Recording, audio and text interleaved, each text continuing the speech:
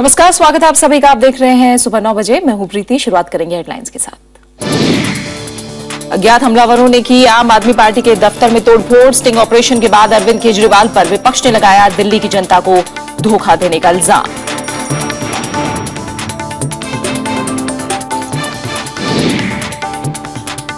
Bharat Mauritius के बीच 5 समझौतों पर हस्ताक्षर। मॉरिशस को $50 करोड़ का कर्ज देने की पेशकश। यात्रा से पहले श्रीलंका सरकार का 86 मछुआरों की रिहाई का ऐलान।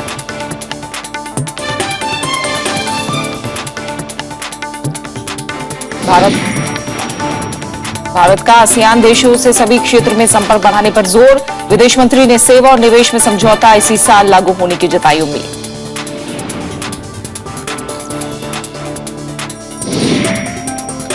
नौ साल बाद मंजूनाथ को मिला इंसाफ। 6 आरोपियों को उम्र कैद। सुप्रीम कोर्ट ने सुनाया फैसला।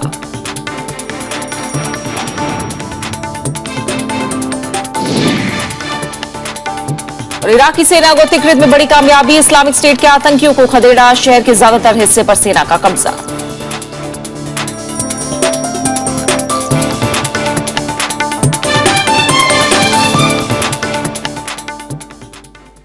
भारत ने बुनियादी ढांचे की परियोजनाओं के लिए मॉरिशस को $50 करोड़ का रियायती ऋण देने की पेशकश की है। पोर्ट लुइस में प्रधानमंत्री नरेंद्र मोदी और मॉरिशस के प्रधानमंत्री अनिरुद्ध जगन्नाथ की मौजूदगी में दोनों देशों के बीच समुद्री अर्थव्यवस्था समेत 5 समझौतों पर हस्ताक्षर हुए हैं। हिंद महासागर के 3 देशों की यात्रा के दूसरे चरण में मॉरिशस पहुंचे प्रधानमंत्री नरेंद्र मोदी का शानदार स्वागत हुआ। मॉरिशस के प्रधानमंत्री अनिरुद्ध जगन्नाथ के साथ प्रधानमंत्री नरेंद्र मोदी की बातचीत के बाद दोनों देशों के बीच समुद्री अर्थव्यवस्था सहित 5 समझौतों पर हस्ताक्षर हुए हैं। समझौते में समुद्री अर्थव्यवस्था के क्षेत्र में सहयोग, मॉरिशस के अगलेगा द्वीप के लिए समुद्री और हवाई यातायात को बढ़ाने, पारंपरिक औषधि प्रणाली और होम्योपैथ के क्षेत्र में सहयोग, 2015-2018 के बीच सांस्कृतिक सहयोग कार्यक्रम और भारत से ताजा आमों के आयात संबंधी समझौते शामिल हैं। भारत ने मॉरिशस में दूसरा साइबर शहर स्थापित करने की पेशकश की है। प्रधानमंत्री ने मॉरिशस को भारत का पारंपरिक सहयोगी बताया। We discuss our shared interest in a safe and secure Indian Ocean and a stable and prosperous Indian Ocean region. We value the leadership by Mauritius in this area. Today, I was pleased to offer a concessional line of credit of $500 million for civil infrastructure projects for Mauritius. साथ ही visa on arrival योजना के तहत भारत ने Mauritius के लोगों के लिए तकनीकी तौर पर वीजा शुल्क खत्म करने पर सहमति जताई है। मॉरिशस ने कर मामले में भारत के साथ सूचनाएं साझा करने की पेशकश की है। बातचीत के दौरान मॉरिशस के प्रधानमंत्री अनिरुद्ध जगन्नाथ ने मॉरिशस भारत दोहरा कराधान का भी मुद्दा उठाया। India will assist Mauritius in developing itself into a state ocean economy. India will help Mauritius improve the connectivity with its outer islands with focus on the building and upgrading of sea and air transport facilities in Agalega. प्रधानमंत्री नरेंद्र मोदी ने Mauritius के राष्ट्रपति राजकेश्वर प्रयाग से भी मुलाकात की। प्रधानमंत्री आज मॉरिशस के स्वतंत्रता दिवस समारोह में मुख्य अतिथि होंगे। साथ ही मॉरिशस की संसद को भी संबोधित करेंगे। प्रधानमंत्री का गंगा तालाब और अप्रवासी घाट जाने का भी कार्यक्रम है। ये जगह भारतीय गिरमिटिया मजदूरों के मॉरिशस पहुंचने की घटना से जुड़ी है। Bureau report, Rajya Sabha TV. प्रधानमंत्री नरेंद्र मोदी की सेशल्स यात्रा के दौरान 4 समझौतों पर हस्ताक्षर हुए हैं। इनमें सुरक्षा सहयोग का समझौता भी शामिल है। भारत सेशल्स के हाइड्रोकार्बन रिजर्व का पता लगाने में भी मदद करेगा। 3 देशों की यात्रा के तहत प्रधानमंत्री सेशल्स के दौरे के बाद मॉरिशस पहुंच गए। हिंद महासागर क्षेत्र के अहम देश सेशल्स की राजधानी पोर्ट ऑफ विक्टोरिया पहुंचने पर प्रधानमंत्री नरेंद्र मोदी का भव्य स्वागत हुआ। सेशल्स के राष्ट्रपति एलेक्स मिशेल के साथ प्रधानमंत्री की प्रतिनिधि मंडल और अलग से भी बातचीत हुई। प्रधानमंत्री ने हिंद महासागर क्षेत्र में विस्तृत सुरक्षा सहयोग पर जोर दिया। प्रधानमंत्री ने आतंकवाद की तरह जलवायु परिवर्तन को भी बड़ा मसला बताया। क्लाइमेट चेंज से उतनी ही चिंता करनी पड़ेगी जितनी आज विश्व टेररिज्म की चर्चा करता है। जितना संकट आतंकवाद से नजर आता है, गहरा लगता है, उतना ही इन छोटे छोटे आइलैंड पर रहने वाले लोगों के लिए क्लाइमेट चेंज के कारण संकट महसूस होता है। प्रधानमंत्री ने 3 महीने के लिए सेशल्स के नागरिकों को निःशुल्क वीजा देने की घोषणा भी की। सेशल्स को वीजा ऑन अराइवल की भी सुविधा मिलेगी। भारत सेशल्स को दूसरा डोनियर एयरक्राफ्ट भी देगा और साथ ही प्रधानमंत्री ने तटीय रडार निगरानी प्रणाली का भी उद्घाटन किया। Bureau report, Rajya Sabha TV.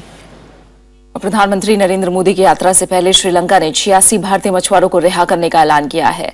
इस बात की जानकारी श्रीलंका के राष्ट्रपति कार्यालय से जारी एक बयान में दी गई है। प्रधानमंत्री नरेंद्र मोदी शुक्रवार को कोलंबो पहुंचने वाले हैं। 1987 में तत्कालीन प्रधानमंत्री राजीव गांधी के बाद वो श्रीलंका की यात्रा करने वाले पहले प्रधानमंत्री होंगे। प्रधानमंत्री का जाफना जाने का भी कार्यक्रम है, जहां वो जाफना सांस्कृतिक केंद्र की आधारशिला रखेंगे। बात आम आदमी पार्टी की, जिसने दावा किया है कि कल शाम कुछ अज्ञात हमलावरों ने दिल्ली में पार्टी के पटेल नगर दफ्तर पर तोड़फोड़ की। इस बीच स्टिंग में खुलासे के बाद आम आदमी पार्टी ने माना कि लोकसभा चुनाव के बाद अरविंद केजरीवाल दिल्ली में कांग्रेस के सहयोग से दोबारा सरकार बनाना चाहते थे। दूसरी तरफ पार्टी की पीएसी से निकाले गए नेताओं योगेंद्र यादव और प्रशांत भूषण ने भी पार्टी के लोकपाल को लिखी चिट्ठी में इस बात की तस्दीक कर दी है। इन आरोपों के बाद महाराष्ट्र इकाई के नेता अंजलि दमानिया ने भी पार्टी से इस्तीफा दे दिया है। योगेंद्र यादव और प्रशांत भूषण पर हुई कार्रवाई के बाद से आम आदमी पार्टी अब खेमों में बटी नजर आ रही है। पार्टी के नेता राजेश गर्ग ने बुधवार को एक ऑडियो क्लिप जारी की है, जिसमें अरविंद केजरीवाल दिल्ली में सरकार गठन के लिए कांग्रेस के 6 विधायकों की खरीद फरोख्त करने की बात करते सुने जा सकते हैं। हम तो तैयार हैं यार, लेकिन वो लोग तो बिल्कुल नहीं मान रहे ना। मतलब वो ये लोग टच में है, मनीष वगैरह नहीं। 8 एमएलए तो तैयार है। उनका वो एक अजय माकन और एक वो सुरजेवाला और एक आध व्यक्ति और आईसीसी का टांग अड़ा रहा है कि हरियाणा में हम खत्म हो जाएंगे जी। गर्ग के मुताबिक ये बातचीत लोकसभा चुनावों के तुरंत बाद की है। भी रिकॉर्डिंग है वो तो सच है, उसमें तो बिल्कुल ऑथेंटिक है, लेकिन मैं हैरान हूं कि मीडिया के पास वो चीज कहां से पहुंची, इसकी जानकारी मुझे मिल जाए, क्योंकि ये जो रिकॉर्डिंग है मैंने कुमार विश्वास जी को दी थी केवल। उधर आम आदमी पार्टी ने माना है कि ऑडियो क्लिप सही है, लेकिन सरकार गठन के लिए विधायकों की खरीद फरोख्त की बात को पार्टी ने नकार दिया है। इस चीज को भी ध्यान में रखते हुए कि भारतीय जनता पार्टी लगातार दूसरी पार्टियों के एमएलए के संपर्क में थी, उनको प्रलोभन दे रही थी, उनको पैसे देकर उनको तोड़कर अपनी सरकार बनाना चाहती थी, उसको रोकने के लिए जनता के हित में हमें लगा कि अगर कांग्रेस के एमएलए उनको ये लगता है कि अगर आज आम आदमी पार्टी जो काम करना चाहती है, हमारे एजेंडे का समर्थन करना चाहती है, तो हमें वो बाहर से समर्थन दे दें। इस बीच बुधवार को ही पीएसी से निकाले गए नेताओं योगेंद्र यादव और प्रशांत भूषण ने पार्टी कार्यकर्ताओं और लोकपाल के नाम चिट्ठी लिखी है। ये चिट्ठी आम आदमी पार्टी के कार्यकर्ताओं के नाम है, जिसमें प्रयास किया गया है कि कार्यकर्ताओं को वो सब मुद्दे बताए जाएं, ताकि उनके मन में संदेह की गुंजाइश ना हो, एक सच्चे संवाद की शुरुआत हो सके। इस बीच महाराष्ट्र से पार्टी की नेता अंजलि दमानिया ने ऑडियो क्लिप सुनने के बाद केजरीवाल पर हमला बोला और पार्टी से इस्तीफा दे दिया है। This is not what I want out of Aam Aadmi Party. Aam Aadmi Party is not a political party. It is the dream of hundreds and thousands of कार्यकर्तास। Yogendra Yadav और प्रशांत भूषण पर हुई कार्रवाई के मामले में पार्टी के भीतर भी अब असंतोष गहराता नजर आ रहा है। अब तक जो नेता एक साथ बैठकर पार्टी की रणनीति तय किया करते थे, अब एक दूसरे के सामने खड़े हो आरोप प्रत्यारोप लगा रहे हैं। लेकिन सवाल ये खड़े हो रहे हैं कि आखिर जिन कार्यकर्ताओं के नाम ये चिट्ठियां लिखी जा रही हैं, क्या वो कार्यकर्ता इन चिट्ठियों की कहानी को सुलझा पाएंगे या इसमें उलझ जाएंगे? कैमरा पर्सन चेतन के साथ Anu Diwan, Rajya Sabha TV, Delhi. Sting operation के खुलासे के बाद बीजेपी ने आम आदमी पार्टी पर दिल्ली की जनता को धोखा देने का आरोप लगाया है। वहीं कांग्रेस का कहना है कि उसने स्टिंग ऑपरेशन में कई बातों का खुलासा पहले ही कर दिया था और अब इस बात का सबूत भी मिल गया है। जो इस तरीके से उन्हीं के एक एमएलए ने आरोप लगाया है कि किस तरीके से अरविंद केजरीवाल खुद सत्ता में आने के लिए कांग्रेस के लोगों को तोड़ के सरकार बनाने की बात करते हैं, अगर वो वीडियो बिल्कुल सच है तो मैं समझता हूं इससे ज्यादा दिल्ली की जनता के साथ कोई धोखा हो नहीं सकता है। So now when this sting operation or when this audio clip of talk between one of the former MLAs of Aam Aadmi Party and the Chief Minister, when this clip has now come out, I think our stand is now vindicated, and at that time also we don't want to stoop down to the level of naming people who approached us, but we gave enough indication that Congress Party was approached. Many of our MLAs were targeted by the Aam Aadmi Party. जो sting Arvind Kejriwal अपने worker से कहा करते थे कि दूसरे भ्रष्ट लोगों पे करिए, आज उसी स्टिंग का नतीजा है कि आम आदमी पार्टी का असली चेहरा सामने आया है और भ्रष्ट कौन है, हॉर्स ट्रेडिंग कौन करता है, यह भी सामने आया है। अध्यादेशों को लेकर सरकार की बड़ी अड़चन राज्यसभा में बुधवार को दूर हो गई। विपक्ष की मांग मानते हुए सरकार कोयला खदान और माइंस और मिनरल्स बिल को अलग अलग सिलेक्ट कमेटी में भेजने पर सहमत हो गई है। दोनों बिलों पर 18 मार्च तक समिति रिपोर्ट दे देगी। राज्यसभा ने अध्यादेश के बदले लाया गया मोटर वाहन संशोधन बिल भी पारित कर दिया। माइंस एंड मिनरल्स बिल पर मंगलवार को राज्यसभा में लंबी चर्चा हुई थी। इस दौरान सत्ता पक्ष और विपक्ष ने नियमों और प्रक्रियाओं के साथ अपनी दलीलें पेश की। विपक्ष चाहता था कि बिल पर सिलेक्ट कमेटी विचार करे और आखिरकार बुधवार को यह बिल सिलेक्ट कमेटी को भेज दिया गया। कमेटी 18 मार्च तक अपनी रिपोर्ट देगी।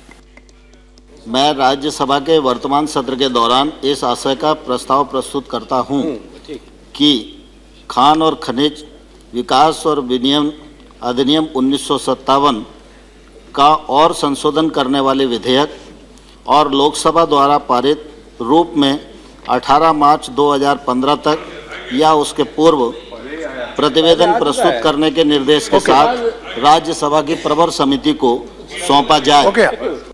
सूत्रों के मुताबिक माइंस और मिनरल बिल को सिलेक्ट कमेटी में भेजने का फैसला विभिन्न राजनीतिक दलों के नेताओं की बैठक में हुआ, जिसमें राज्यसभा में सदन के नेता अरुण जेटली, संसदीय कार्य मंत्री एम वेंकैया नायडू और विपक्ष के नेता भी मौजूद थे। कोयला खदान विशेष उपबंध विधेयक को भी सिलेक्ट कमेटी में भेजा गया है। विपक्षी दलों ने इस मुद्दे पर लाए गए अध्यादेश के विरोध में वैधानिक प्रस्ताव पेश किया था।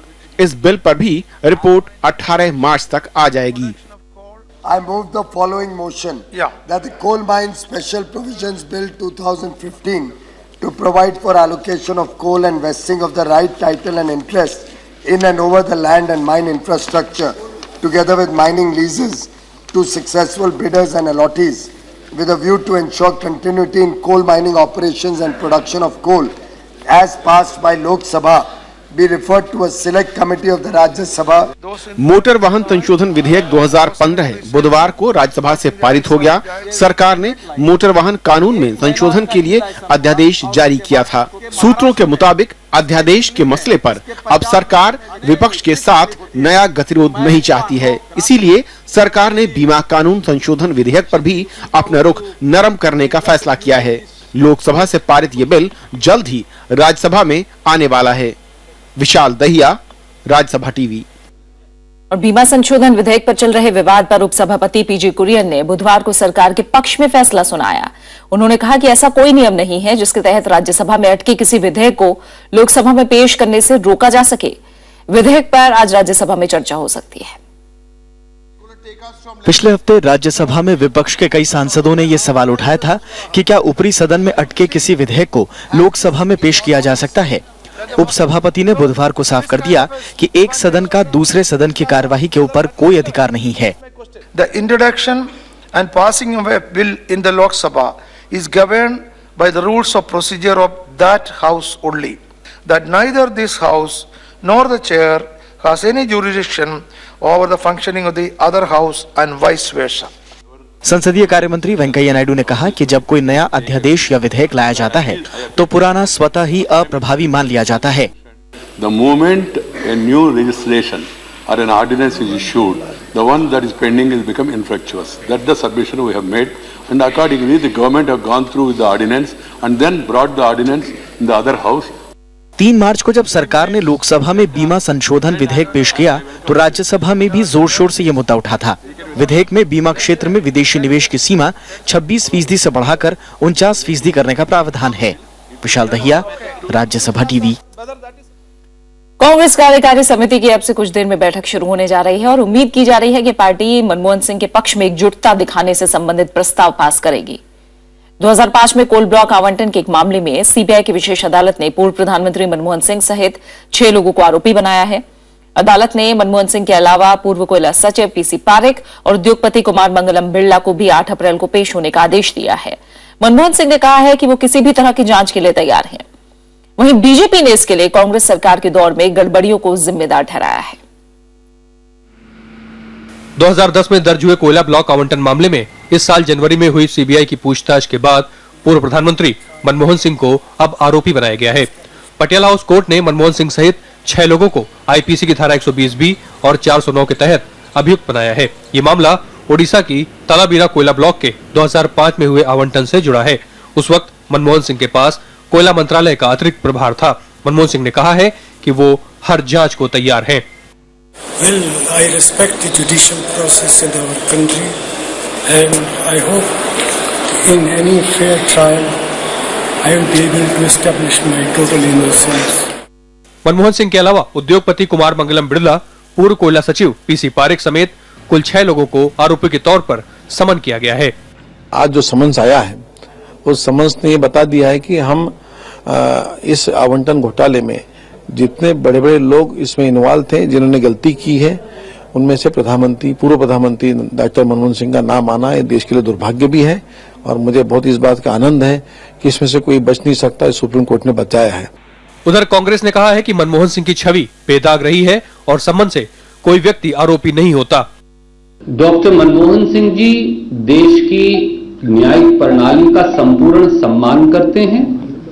अपने कानूनी हकों के अनुरूप जरूरी न्यायिक प्रक्रिया में वो संपूर्ण तौर से भागीदार रहेंगे। पिछले साल दिसंबर में विशेष अदालत ने सीबीआई की क्लोजर रिपोर्ट खारिज कर दी थी और उसे नए सिरे से स्टेटस रिपोर्ट पेश करने को कहा था। अदालत ने सीबीआई को तत्कालीन कोयला मंत्री का बयान दर्ज करने का आदेश भी दिया था, जिसके बाद जनवरी में मनमोहन सिंह का बयान दर्ज किया गया था। विपिन चौहान, राज्यसभा टीवी। बिहार के मुख्यमंत्री नीतीश कुमार ने बुधवार को विधानसभा में विश्वास मत हासिल कर लिया। विश्वास मत प्रस्ताव के पक्ष में 140 वोट पड़े, जबकि विरोध में कोई वोट नहीं पड़ा क्योंकि बीजेपी विधायक सदन से वॉकआउट कर गए। मुख्यमंत्री नीतीश कुमार ने बुधवार को विधानसभा में अपनी सरकार का बहुमत साबित कर दिया। खास बात ये रही कि पूर्व मुख्यमंत्री जीतन राम मांझी खेमे के विधायकों ने भी नीतीश कुमार के पक्ष में मतदान किया। हालांकि मांझी सदन में मौजूद नहीं थे।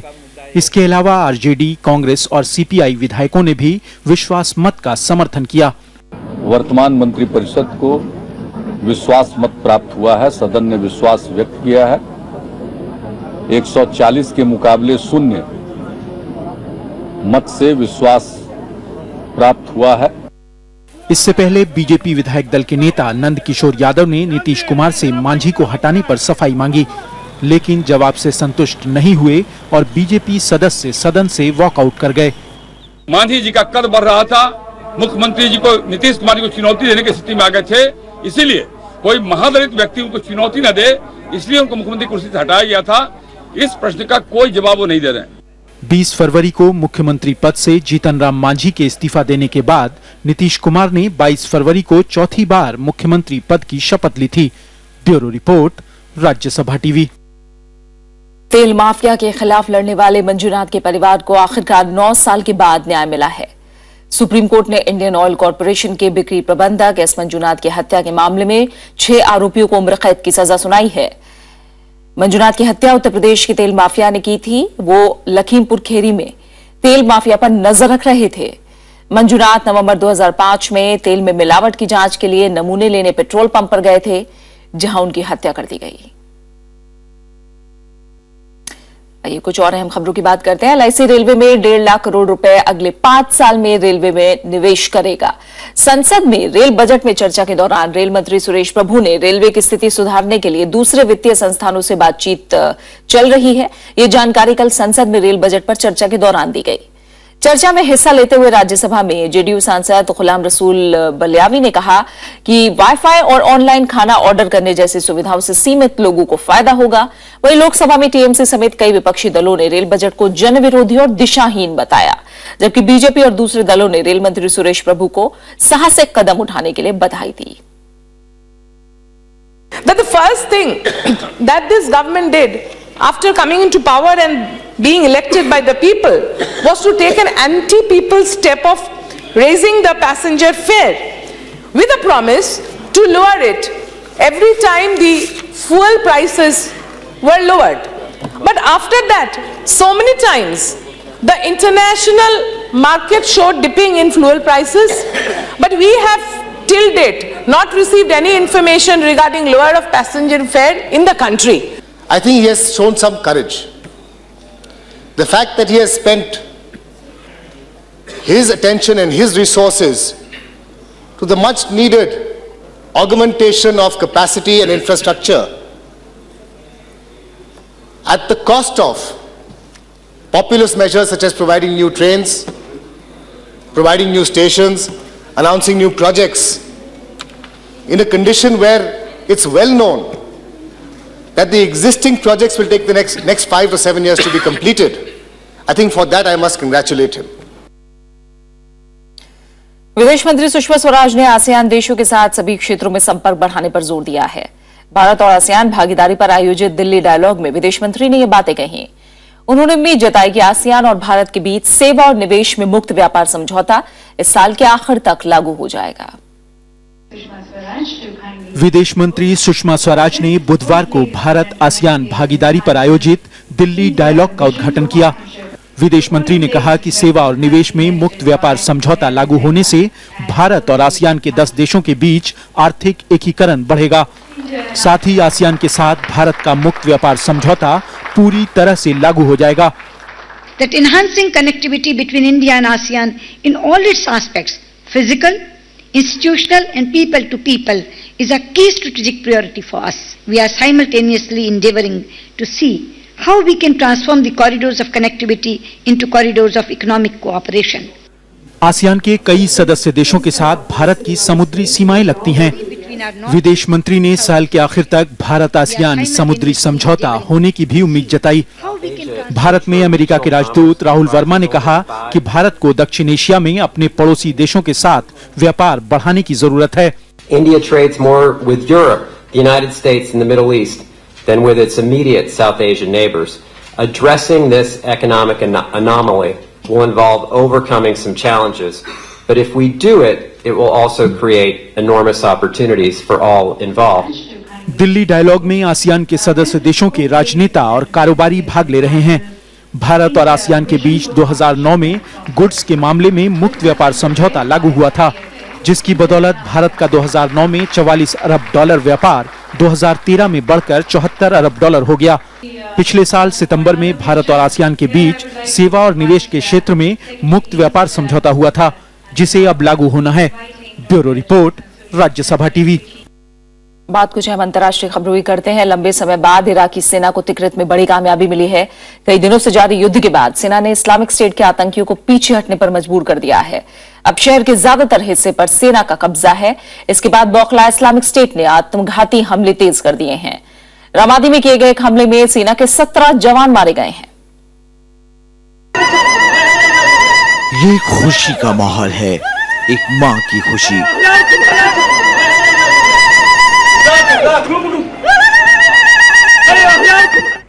वो चीख चीख कर बता रही है कि जैसे ही सेना के जवान यहाँ पहुंचे, वैसे ही इस्लामिक स्टेट के आतंकी भाग खड़े हुए। करीब 1 साल से ऐसे ना जाने कितने ही परिवार आईएस के कब्जे वाले शहर में नरकीय जीवन जीने को मजबूर थे।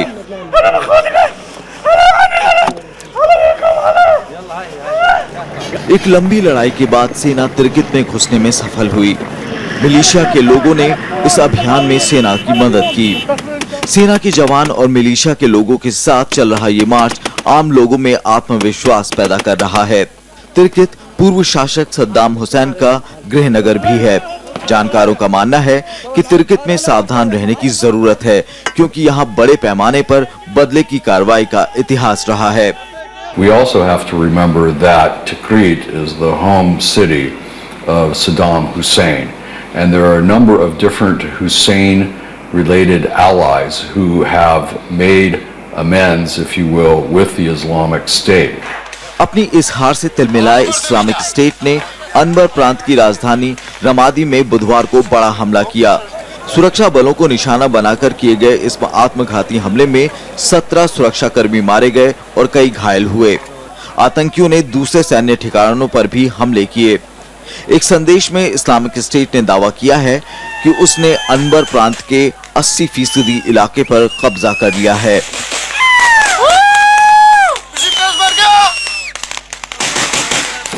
इराक में जारी इस खूनी संघर्ष के बीच संयुक्त राष्ट्र ने कहा है कि इस हिंसा में फरवरी के दौरान कम से कम 1100 इराकियों की जान गई है, जिसमें 600 से ज्यादा आम नागरिक थे। इसमें कहा गया है कि कुल 2280 लोग घायल हुए, जिसमें 1353 आम नागरिक थे। अहम बात यह रही कि इन आंकड़ों में संयुक्त राष्ट्र ने इस्लामिक स्टेट के कब्जे वाले देश के 1/3 हिस्से को शामिल नहीं किया है। Bureau report, Rajya Sabha TV. वहीं यूक्रेन संकट का असर अब इस क्षेत्र की अर्थव्यवस्था पर दिखना शुरू हो गया है। बुधवार को अमेरिका ने रूस के एक बैंक पर प्रतिबंध लगा दिया। इसके अलावा अंतर्राष्ट्रीय मुद्रा कोष ने यूक्रेन का बचाव करते हुए उसे आर्थिक मदद देने का ऐलान किया है। जानकारों का मानना है कि रूस एक बड़ी अर्थव्यवस्था है और उस पर प्रतिबंधों का असर यूक्रेन सहित ज्यादातर यूरोपीय देशों में देखने को मिलेगा।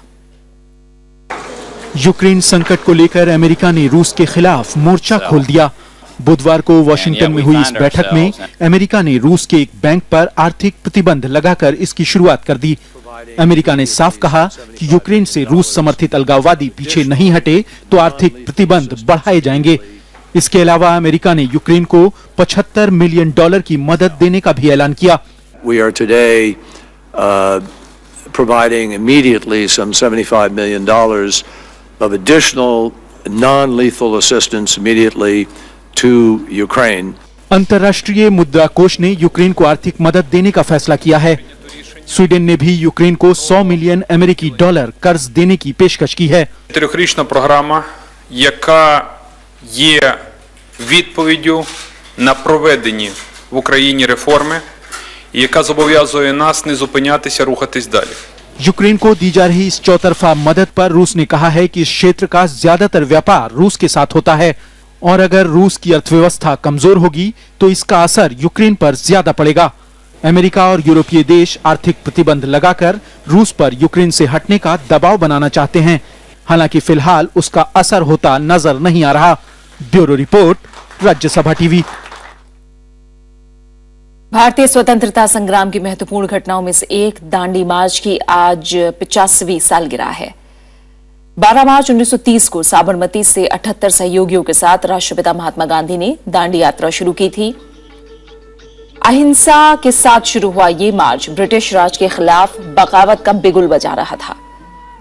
करीब 385 किलोमीटर लंबी यात्रा में हजारों लोग शामिल होते गए। 24 दिन बाद 6 अप्रैल 1930 को दांडी पहुंचकर उन्होंने समुद्र तट पर नमक कानून तोड़ा।